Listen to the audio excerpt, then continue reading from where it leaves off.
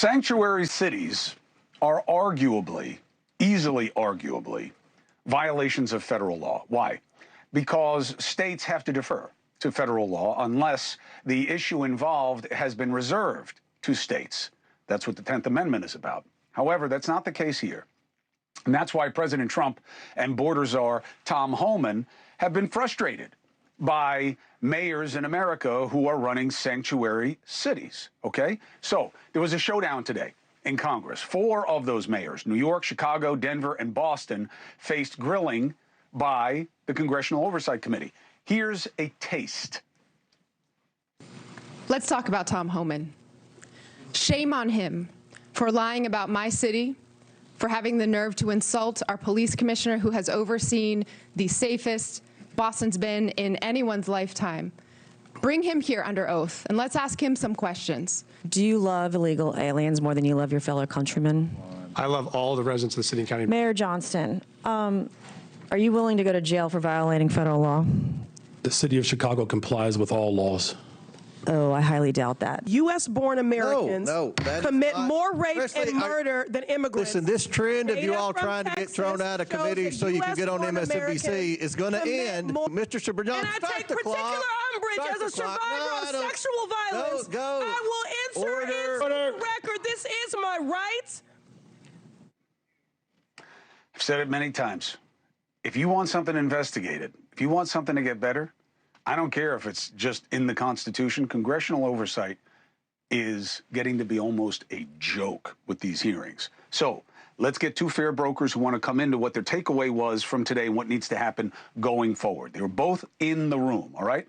Colorado member of Congress, Republican Lauren Boebert, Missouri Democrat Wesley Bell. First of all, both of you, thank you for coming on together. I appreciate it. Lauren, Wesley, thank you for doing my audience the favor of seeing that members of Congress could be at the same place at the same time, even if they're not in the same party.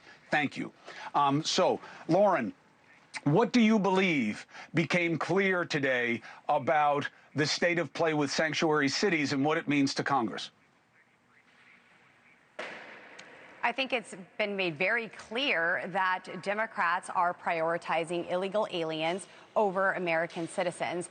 They can call their cities welcoming cities or pass out a 25-page newcomer playbook, but they are sanctuary policies that are interfering federal law enforcement officers from coordinating with local law enforcement officers. And unfortunately, in Colorado, it's even causing harm to our law enforcement officers in Colorado when they are trying to apprehend criminal aliens. The amount of tax dollars that are spent on illegal aliens in these sanctuary cities and states is astronomical, and it is really diverting away from beneficial projects like city parks and infrastructure, and even towards other employees that could be benefited from this or other programs.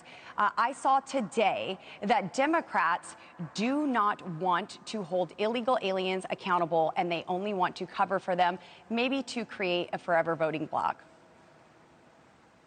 Wesley, you're from Missouri, the show me state. Do you believe that the mayors showed cause to keep their cities as what's called sanctuary cities now? And how is that not in defiance of federal law?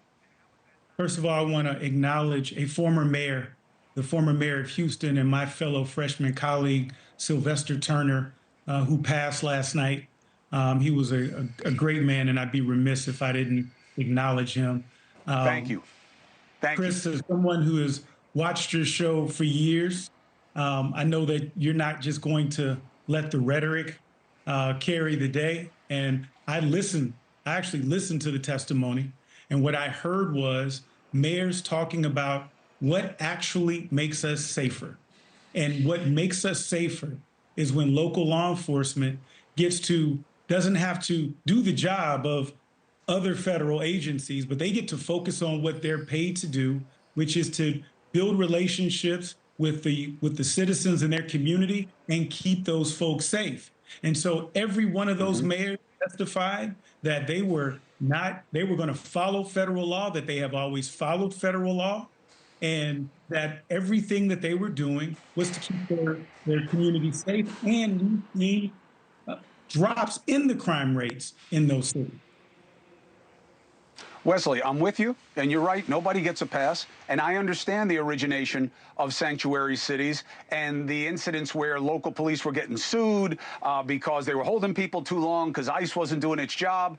But Holman is doing it differently. And if the feds want to come in and coordinate with local law enforcement to enforce federal law, we both know that the federal law comes first and they're supposed to obey it. It doesn't matter about how safe your city is. It's about enforcing federal law, isn't it? Absolutely. And I'll say this. When we talk about serious and violent offenders, no one is opposed to holding them accountable. Let me be clear on that. I'm a former prosecutor, so we were very clear on our approach that we were going to hold serious and violent offenders accountable. And that's what I heard in those hearings. Now, there's a difference between the policy and there's a difference between the political vitriol. Sometimes policy takes a little bit more time to explain, so it's easier to throw blanket statements and say, well, Democrats are just doing this, when in the fact is that Democrats are concerned with keeping folks safe. We're concerned with the relationship between local law enforcement and communities. I work very closely with law enforcement in my communities and focusing on doing the things that keep people safe, but also upholding federal. Understood. But Lauren, this is the last point that I want to hear you on, which is I get it. I get it, the policy argument about nonviolent people whose only crime is having entered illegally. Certainly there are folks who have broke our law and come into our country illegally, but I'm hearing my colleague on the other side here say that we're just throwing out blanket statements like Democrats are doing this. Well, I don't see Republicans with sanctuary cities, and our local law enforcement officers in Colorado are certainly prohibited from coordinating with federal law enforcement officers, whether it's state policy that Mayor Mike Johnston says that he is bound by, that he cannot override and his hands are tied, or even his Denver city ordinance that says that Denver employees, like police officers, will be fired if they communicate with local or federal law enforcement officers. So it is not about safety for the community. It is about a safe harbor for illegal aliens. When local law enforcement officers are unable to coordinate with ICE, then that is when we get the serious crimes. In Colorado, there was a 14-year-old girl that was raped by a illegal alien, and he was apprehended, arrested, held in jail, and then released on bail before assaulting this 14-year-old girl.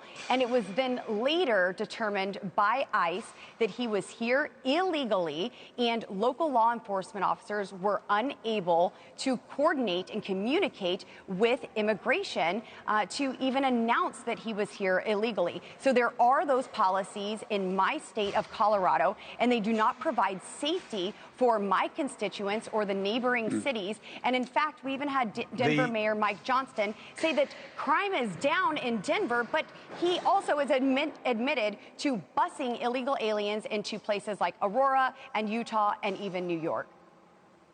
Chris, if I could respond. Go ahead, last word. Go ahead, last word, Wesley. What I would say is that there are policy discussions, and certainly we can disagree with some administrations. In my state, which is in Missouri, which is a super majority Republican in the House, they passed a law forbidding local police from working with federal prosecutors with respect to guns and the gun violence plague that is plaguing my community. And that should be repealed. We can disagree with that, but I think where we can agree is that local law enforcement should not be required to do the job of immigration, just like we don't require park rangers to go take guns off of our streets, because in my community, gun violence is the leading killer of young black kids and kids in general. I understand the distinction. I understand the distinction. Here's the missing piece. Here's the missing piece. I get the political statements. You know, Lauren, Wesley has some ground to work with here in terms of, are you asking the locals to do the job or to work with the feds doing the job? That's always been the distinction here. But here's the missing piece. I want them to be able to communicate with the feds, and they're unable to. Yes, I understand. It's going to have to be litigated. It's going to be litigated. I think the DOJ is going to win. and then you're going to have a better political set of facts to work off of because there's going to be a different standard. I understand that we need to wrap, I wanted to hear both sides. We have an illegal who was.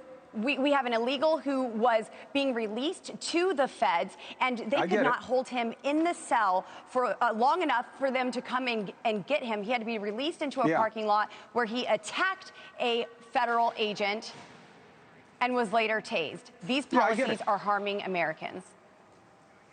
I get it. And by the way, Dusty raps everybody. It's not about you, Lauren. She can't help herself. She's all about time. Lauren Boebert, thank you very much for making the case. I would love to come back on and join you for a longer time sometime.